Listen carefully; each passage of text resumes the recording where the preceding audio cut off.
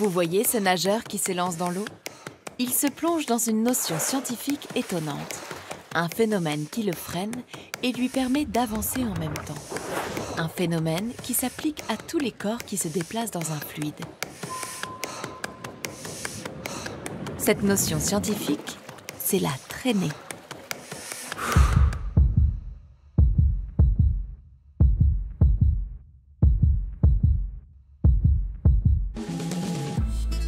Quand un corps est plongé dans un liquide, pour se déplacer, soit il se déplace en même temps que le liquide, soit il se déplace à l'intérieur du liquide.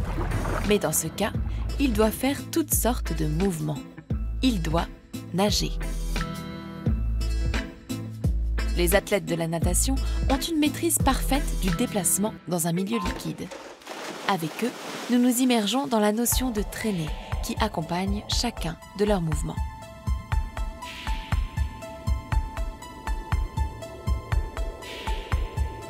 À une époque où les physiciens étudiaient la trajectoire des boulets de canon, ils ont découvert qu'il y avait dans l'air un phénomène qui freinait les projectiles.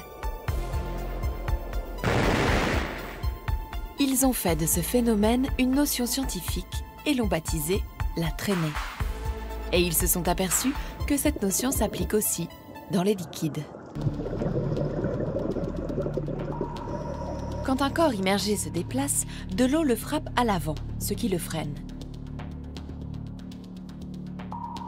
Puis, les filets d'eau le contournent pour le laisser passer, mais en frottant contre ses parois, ce qui le freine à nouveau. Et enfin, des tourbillons se forment dans son sillage, ce qui le freine encore. La traînée, c'est la force constituée par l'ensemble de ses freins. Mais si la traînée freine un nageur vers l'avant, elle s'oppose aussi à ses mouvements vers l'arrière, comme ceux que font ses mains. Mais dans ce cas, elle lui permet de prendre un appui sur l'eau.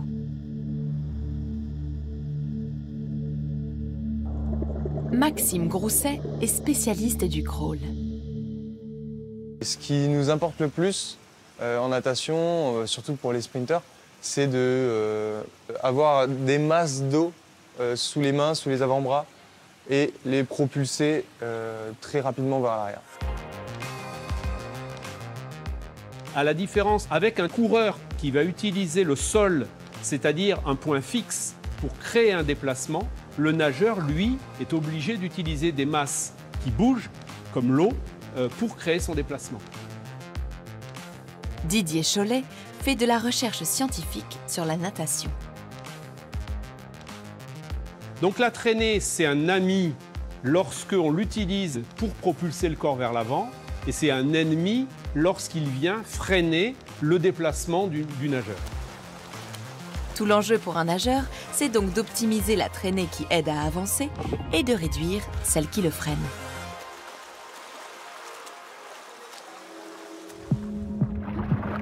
Les physiciens qui aiment nager dans les formules en ont fait émerger une pour calculer la force de la traînée. On y trouve ρ, la masse volumique du liquide, S, la surface frontale du corps qui se déplace, V, sa vitesse, au carré, et un coefficient de traînée. Plus connu sous le nom de CX, ce coefficient est vraiment une affaire de physicien, car il regroupe tous les paramètres compliqués, comme la viscosité du fluide, le profil du corps qui se déplace, le frottement généré par la texture de sa paroi.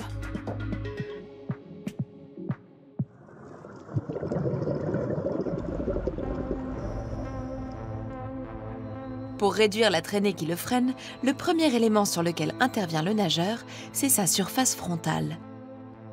Elle correspond à la surface de son corps qui fait face à la direction de son avancée.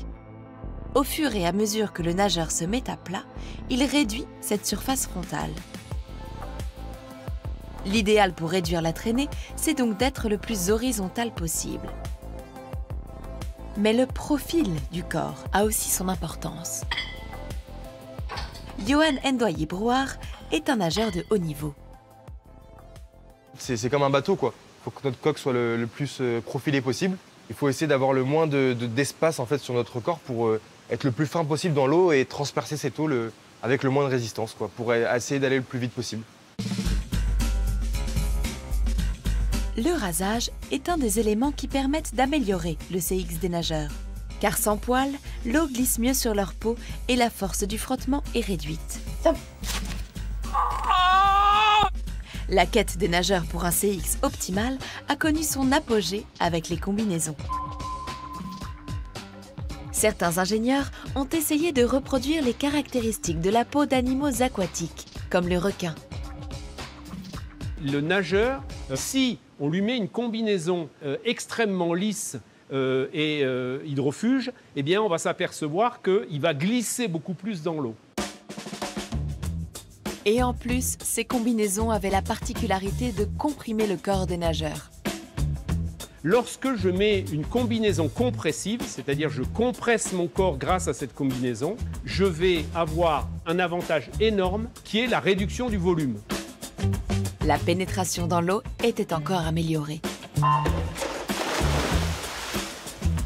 En quelques années, les records du monde sont tombés par dizaines. Et donc, au bout d'un moment, on était dans une modalité technologique qui faisait que plus on avait de moyens, plus on était sûr de gagner, et c'était plus le matériel qui expliquait la performance que le nageur lui-même. Les combinaisons ont donc été interdites pour recentrer la compétition sur les performances humaines.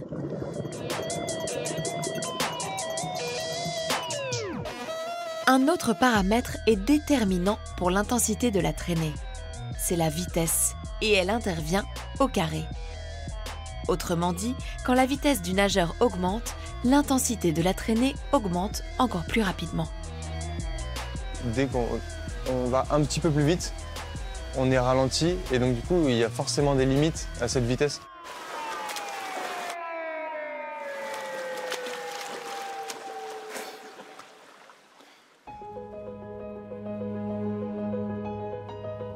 Le moment où la vitesse d'un nageur est la plus grande, c'est quand il plonge. C'est donc à ce moment que la traînée provoque le freinage le plus puissant. Michel Chrétien est entraîneur.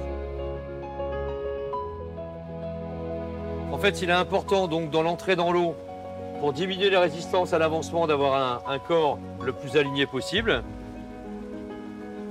Le tracé de la tête, là, tête, bras, bon, et puis sur l'image extérieure, les jambes, là, c'est bien aligné.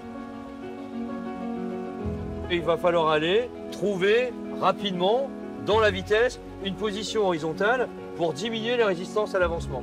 Enfin, on a la résistance de l'eau qui est énorme, et donc il va bien falloir se profiler, quoi. Contrairement à un coureur de sprint qui part d'une vitesse nulle et accélère, le nageur s'élance avec sa vitesse maximale et il essaie de ralentir le moins possible. Il faut surtout pas se battre avec l'eau, il faut l'adopter, il faut être très doux avec l'eau au final, parce que si on va taper fort dans l'eau, faire plein d'éclaboussures, on va créer des résistances. Il faut faire un avec l'eau, voilà, c'est ça.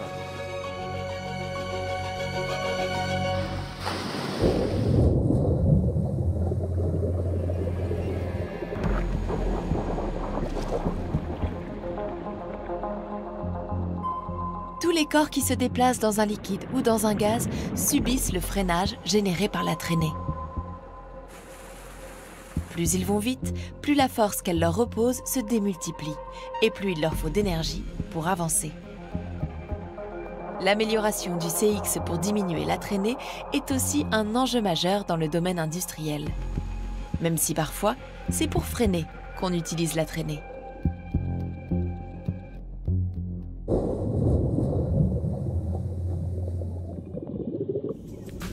À la jonction entre l'air et le liquide, à la surface de l'eau, les nageurs sont aussi confrontés à une autre forme de traînée, la traînée de vagues. Une partie de l'eau qu'ils écartent est soulevée, puis elle retombe en créant des vagues dans leur sillage.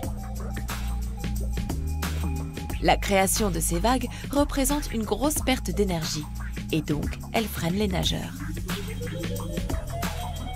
Ils se sont aperçus qu'ils nageaient plus vite sous l'eau, où il n'y a pas de vagues, qu'à la surface.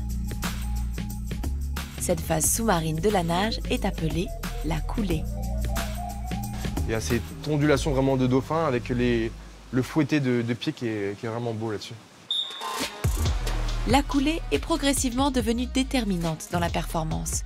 Et en compétition, elle a été limitée à 15 mètres pour ne pas prendre trop de place au reste de la nage. Je sais que par exemple, moi je mets à peu près 10 ondulations pour pouvoir sortir de l'eau. Et avec ces 10 ondulations, je suis capable de sortir à 15 mètres, donc à la limite. Et le mieux, c'est que ça fasse 1, 2, 3, 4, 5, 6, 7, 8, 9, 10. Et on sort et là, on envoie quoi après.